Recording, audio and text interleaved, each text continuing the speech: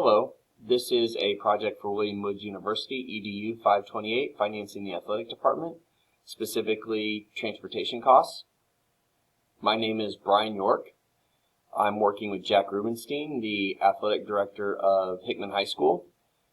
This is an admin meeting with the principal of Hickman High School, Mrs. Mary Groupie, the principal of West Middle School, Dr. Melita Walker, Columbia Public Schools District Athletic Director, Mr. David Egan, and the Columbia Public Schools Chief Financial Officer, Mrs. Heather MacArthur.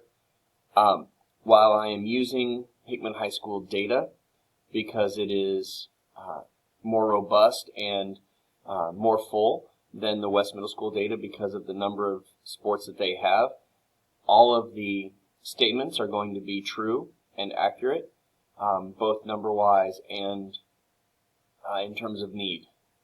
Basically, I am asking for meeting the needs of our transportation for our athletic department, both cost and availability.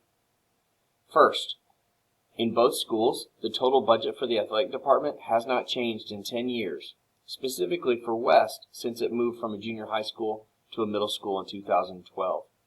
That stagnant budget was stretched extremely thin because of standard inflation even before COVID was known or a concern.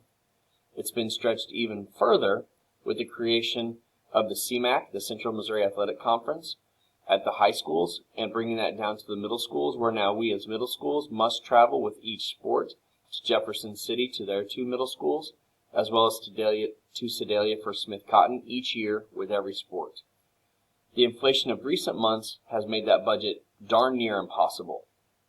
4 years ago, buses cost $33.21 an hour. 2 years ago, in 2020-21, the school was charged out-of-town buses $40.52 an hour. That's a 22% increase from the 2 years before. This year, when we contract a bus through Student Transportation of America, the buses cost $48.86 an hour. This is a 21% increase from the year before and a 47% increase over the 18-19 school year. Yet our budget has not increased in 10 years.